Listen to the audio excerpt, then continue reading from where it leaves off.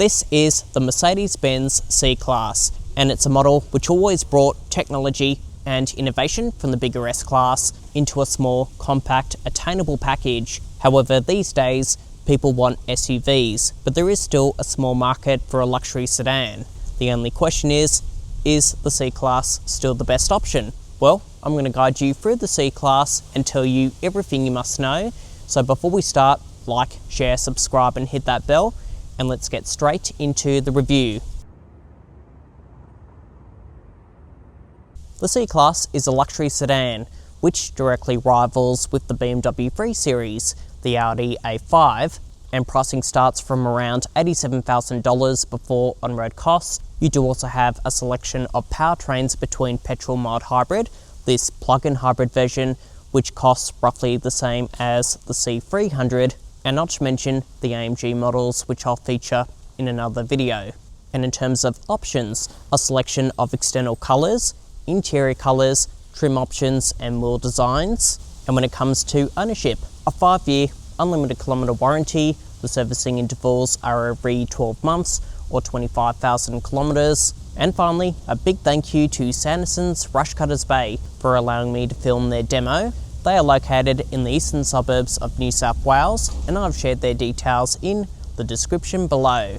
Okay, let's talk about styling. The new C-Class comes with the AMG line package, which gets you a sporty front bar, side skirts and a sporty rear bar as well. And it may not have the same boxy appearance like a Mercedes-Benz from the 1980s or 1990s, but you do have hidden retro elements, like for example, the power domes on the bonnet, there to resemble the classic, iconic 300 SL, and this grille design is a take back to the 300 SLR from the 1950s.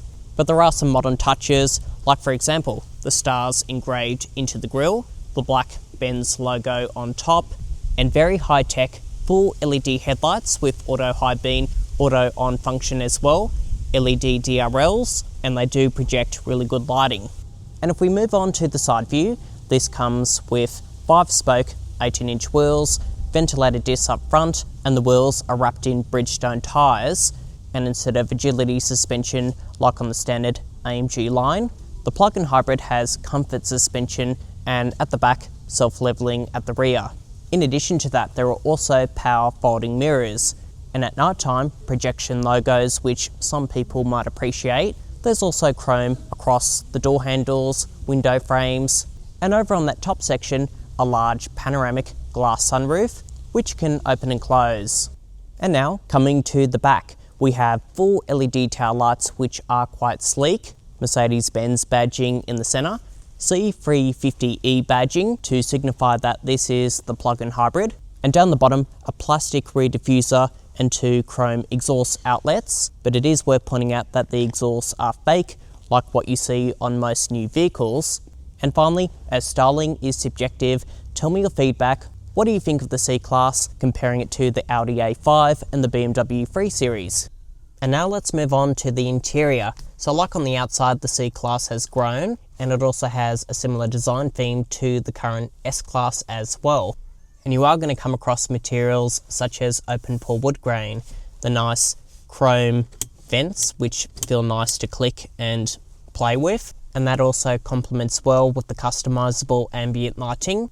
And the door slam feels pretty decent. You do get soft padding here, soft padding where you rest your elbow, and soft padding on the center console. But I'm not a huge fan of the piano black in the middle, nor the feel of the door handles. And looking at secondary plastics like the bottom section and down here, it does get a bit hard and durable. But of course, it does come with the AMG line package, which gets you a twin 3-spoke Nappa leather wheel, and that does feel pretty good to grip onto.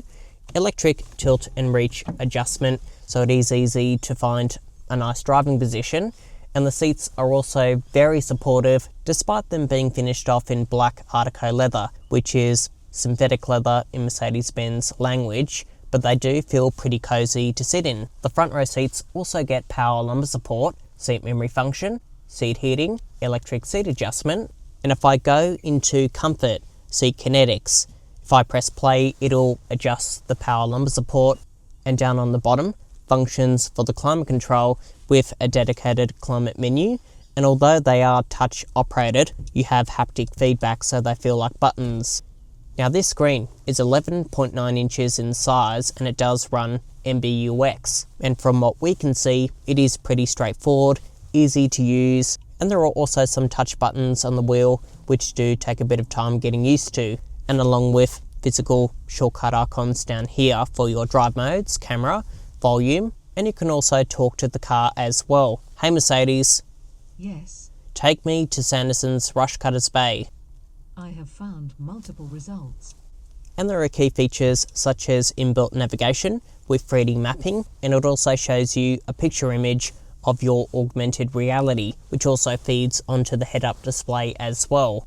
Going into radio, AM, FM, DAB, and going into media functions, you can pair two devices at the same time, and the plug-in hybrid version also gets the upgraded premium sound system. You'll also see down here a wireless phone charging pad, USB connections, and there's also smartphone integration, wireless Apple CarPlay, and wireless Android Auto. And this car is also connected, which means you have 5G connectivity, and you can also set up driver profiles to save and store seat positions and your menu configuration. You can also download an app onto your phone to access remote functions and vehicle data, plus an SOS button up the top here to call for help. And next, moving on to safety, you get a 360 camera with a few different angles to pick from, including your gutter views, and you can also go into a 3D mode as well, and the definition looks pretty good.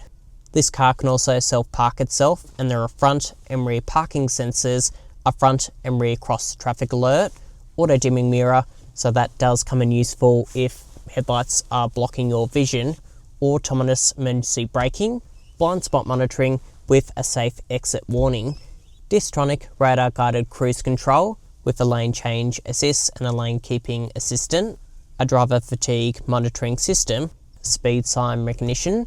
This car button goes into some of the settings, and you can also adjust some of the driver assistance as well. And there is also a screen in front of you which is also customizable, many different menus and layouts to pick from, and you can also change the menu structure in the center section as well. And again, in front of me but on the windscreen, a customizable head-up display which also looks pretty clear. And if we go into this page, dedicated menus for charging, energy flow, vehicle and engine info, and over on the corner your drive mode button between battery hold, which maintains your current charge level, electric, which is driving in full EV, hybrid mode, which is petrol and electric, sport mode and individual, which allows you to set up the car on how you want it to perform. Now in terms of storage, there is a small glove box down here which is fairly decent, a small section for a coffee cup, water bottle, a section here for a phone, wireless phone charging and two USB-C ports, and over in the center section, a small glove box with a USB-C charge port, decent door bin storage which can also hold a water bottle. Over on the top section, I don't see a sunglasses holder, but you do get mirrors lighting behind the sun visors, and climbing in and out, it isn't as easy comparing it to a GLC, but not too bad in terms of modern day saloon standards. And you do also get a remote key with keyless entry and push button over on the side here. Let's now move on to the back seats. If we compare this to previous generations of C-Class, there's an extended wheelbase, which means there's more knee room, toe room and headroom. You do, however, get a transmission tunnel, but from what we can see with me in the middle, a little bit tight for headroom, but knee room and toe room is okay. But if I was recommending a family vehicle, a GLC is a much better option. Plus you get USB-C charging, whereas on the C-Class, a little bit of storage. But as you can see, you do get directional air vents, map pockets down here, Kodak hangers, grab handles, lighting, and decent door bin storage, which can also hold a water bottle. And over here, a flip down armrest with a device holder and two small cup holders. And finally, for child seats, on the two window seats, ISOFIX points, and right behind me, 3 top tether points. There are many ways to open up the boot. A button inside a button beneath this logo. You can also use the kick down function or just use the remote key fob. And all C-Class models come with a power boot lid as standard. And the normal C200 and 300 has a 455 litre boot, whereas on this plug-in hybrid version, due to the placement of the battery, that is down to 315 litres, which is smaller comparing it to the BMW i4 and the Audi A5 Sportback. And from what we can see, the opening is quite narrow, so you can fit in 2 carry-on suitcases, but a large suitcase, that is a bit of a squeeze. You can also drop down the rear seats for additional boot space, and also the middle section for carrying something long. Now there are also shopping bag hooks on both sides, tie-down points to keep items in place. There's also a cutaway section for the first aid kit, but it is worth pointing out that you get run flat tyres and a tyre repair kit. Let's now cover off the powertrains. The base C200 has a 1.5 litre 4-cylinder turbo petrol, and the C300 a more powerful 2 litre 4-cylinder turbo petrol. Both versions are mild hybrid, and this plug-in hybrid version has the same 2 litre engine as the C300, but you do get higher combined power and torque figures thanks to a front high output electric motor which is wedged between the transmission and engine, and all that power is sent to the rear wheels through a 9-speed automatic transmission. Now, this being a plug-in hybrid, it isn't a self-charging hybrid system like a typical hybrid, but the benefits are you can drive this like a normal petrol, and you can also drive it like an EV, as Mercedes-Benz does claim an electric driving range of over 100 kilometres, and you can also lock the system in hybrid mode, given if you have enough charge in the battery. And to power up that 25.4 kilowatt hour lithium-ion battery, you get 11 kilowatts of AC charging, and from 0 to 100%, that'll take around 2 hours. And for a fast charge, you can option for 55 kilowatts of DC charging, and from 0 to 100, that'll power up in around 20 minutes. Okay, driving impressions inside the plug-in hybrid version of the C-Class. There's great forward visibility, good side vision, decent sized wing mirrors, and at the back a narrow rear window, but the surround view camera system does provide good definition. One thing to note, the C-Class does come across a bit low, especially with an AMG package, so going over driveways, gutters, it is worth keeping in mind that it might scrape, and that is something that you don't come across on the GLC. But apart from that, it is a very easy car to live with. The steering is sharp, but it's also light for low-speed driving. But dynamically, even though this weighs over 2 tonnes, thanks to the battery in the back, it hasn't lost the edge of being quite sporty.